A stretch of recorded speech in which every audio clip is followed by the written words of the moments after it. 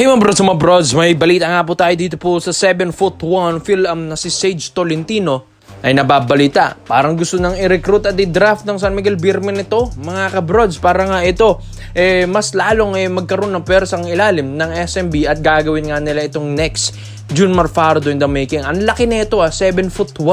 Ito pong Hawaiian na ito. Ito po kasing si Sage Tolentino from Kaneohe, Hawaii. Forward or center ang laruan nito. Tapos ngayon, naglalaro sa UNC Asheville Bulldogs dito nga sa college. So as of now, nasa junior year pa lang naman ito pong si Sage Tolentino. Bakit? 23 years old lang naman ito, mga kabrods, di ba? Napakabata, napakalaki at napakaganda ng potential nito na maging gilas big man natin in the future. At gusto nga ng SMB na ito, latagan ng magandang programa, palakasin lalo ito pong pangangatawan at palakasin ng footwork like Junmar Fajardo. Kaya ang SMB ngayon, gustong-gustong makakuha ito pong si Sage Tolentino na dito sa UNC Asheville Bulldogs. So, yun nga. Nakabang na kasi talaga ito pong SMB dito kay Sage. Paano ba naman kasi? Baka maagawan na naman sila ng mga Japan B-League, KBL, Taiwan, CBA, di ba mga kabrods, mahirap na. Baka doon na mapaibig ito pong batang ito. Kaya ang SMB ngayon ay nire-reach out na rin ng agent neto po ni Sage Tolentino para ma-secure na nila ito sa paparating na PBA Draft 2026 or 2027. So alam din naman natin kung gaano rin kagandang programa ng big man developmental coach ng SMB, kung paano nila napalakas si Junmar, ganun din ang gagawin nila dito kay Sage Tolentino. 7'1" yan, mga kabrods, napakalaki niyan. Ito na, yung parang kanang kamay nito ni Kai Soto pagdating natin sa Gilas games in the future. Di ba mga kabrods, ang lalaki na ng mga big man natin. Phil-Am ito, mga kabrods. Pero, syempre, titignan din naman natin yung skills niya ngayon. Medyo okay pa naman, hindi ganun siya masyadong nabababa dyan sa Asheville Bulldogs, mga kabrods, dahil nga sa kakulangan pa ng skills ito pong si Sage Tolentino.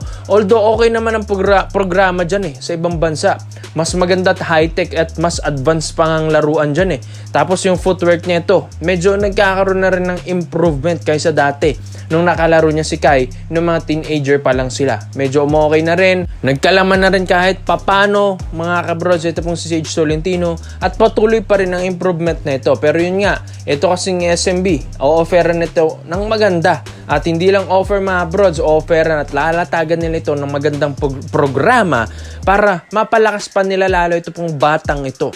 Ito pong si Sage Tolentino. Dahil ang SMB ngayon, talagang nagre-recruit na ito ng mga batang players, magagaling na imports bago mag-Governors Cup 2026. Dahil bali-balita ito pong si George King ay papalitan na rin ito ng San Miguel Beermen.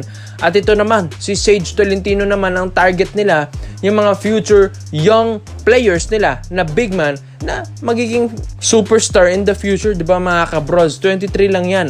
Mas bata ng isang taon pa ito kay Kai Soto. Biruin nyo, napakalaki, mas bata pa at malayo pang mararating na ito ni Sage Tolentino, mga kabrods. Kaya nga gustong-gustong makakuha na ito ng San Miguel Beermen Kaya nga ito, habang maaga pa, sinusubukan na ng SMB na why not, di ba, na makuha nila si Sage Tolentino after ng kanyang college days niya dyan, college years. At kung di naman ako nagkakamali, parang isang taon na lang or last year na or graduating na yan si Sage Tolentino At wag lang talaga silang magbabagal-bagal itong San Miguel Beermen dahil iba rin kasi mag-offer yung ibang bansa dyan, lalong-lalo na yung Japan B-League na yan, mga kabrods. Kaya ikaw, sa tingin nyo, mga kabrods, dapat bang i-secure na ng SMB na ma-draft nila ito pong 7'1" center na ito na si Sage Tolentino? Kaya komento mo na ang page mo dito, mga brods, at isa-isa natin yan. Dito naman po tayo sa kabilang balita naman natin, mga kabrods. Ito nga, Stephen Holt, mga kabrods, balak nga gawing trade asset na ng Ginebra para makuha ito pong si Cedric Berfield. Dahil kung sumusubaybay talaga kayo sa mga reports and rumors or trade rumors, marami na talagang pahiwatig na talagang bibitawan ng Ginebra ito pong si Stephen Holt. Maski nga si Stephen Holt mga kabrods, nagbibigay pahiwatig na rin ito sa social media accounts niya na parang iti-trade na rin talaga ito ng Barangay Ginebra San Miguel. Naghahanap lang talaga ng magandang offer ang Ginebra. Dahil ito talaga, pinakabalak nilang makakuha at ma-target nila talaga ito pong si Cedric Berfield. Dahil una na nga na-confirm ni Boss Alfrancis Chua na hindi na nga daw ang SMB ang kukuha makuha kay Cedric Berfield. Baka nga daw kasi ang Ginebra na. Kaya nga ito. Syempre, lalatagan ng maayos ng Ginebra ito. Hindi lang pwede namang si Stephen Holt lang ang ibibigay nila para kay Cedric Berfield. Dahil itong si Cedric Berfield ay kakaibang player yun mga kabrods. Well, ito pong si Stephen Holt parang ito lang yung mga isa sa mga sharpshooter. Although yes, nag-i-starting 5 ito pero parang role player ito kaysa kay Cedric Berfield Itong si Stephen Holt, parang hindi ito yung parang pinaka-go-to guy nila or main guy talaga nila Pero okay rin naman, ito pong si Stephen Holt pero nag-average lang kasi ito ng 8 points per game. Dito po, sa Barangay Ginebra San Miguel ngayong Commissioner's Cup 2026. Although okay naman kahit papano dahil medyo limitado lang din naman ang minuto nito pero medyo mababa pa rin yan para sa minuto nito ni Stephen Holt. Yung 8 points per game na yan. Kaya medyo tataasan ng offer ng Ginebra. Bibigyan nila ng mga first rounder picks, ito pong Blackwater Bossing para maakit nila ito pong Bossing na mabitawan nila si Cedric Berfield. At ito naman kasi, mga kabrods, kung titignan mo naman din kasi sa stats, luging-lugi. Dahil ito pong si Cedric Berfield, nag-average ito ng 20 points per game. Diba, mga kabrods, parang import na rin ng stats na ito.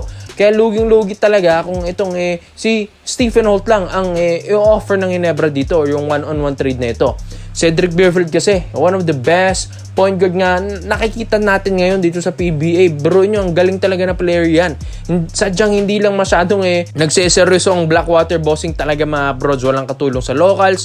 Maski imports, tamad na rin dahil ito pong Blackwater Bossing palagi na lang natatalo. Diba mga bros, yung mga ibang stars na ito pinamimigay ng Blackwater Kaya wala na nangyayari sa future ng franchise na ito. Kaya gusto rin ni Cedric Berfield masubukan naman yung mga powerhouse team para siya na rin naman ang magkaroon ng kampyonato. Kaya nga ito pong si Ginebra ay gusto nilang ma-offer na ito pong si Stephen Holt para kay Cedric Berfield. Kapag nakuha naman ng Ginebra si Cedric Berfield baka nga 2 beses magkakampiyon ng Ginebra, back to back pa.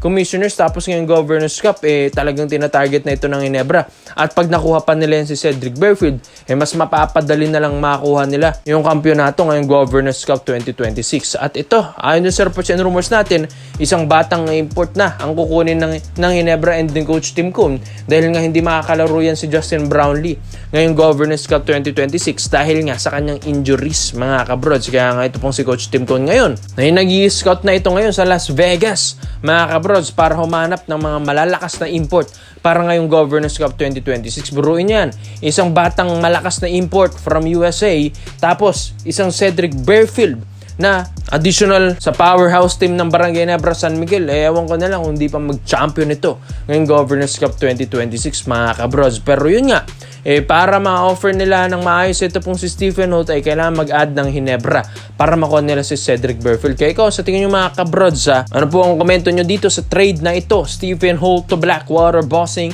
and Cedric Berfield to Barangay Ginebra San Miguel. Komento mo lang po mo dito mga brods at iisa-isa natin yan. Salamat po sa panonood mga brods. This is for Basketball Trade Option lang. I'm out.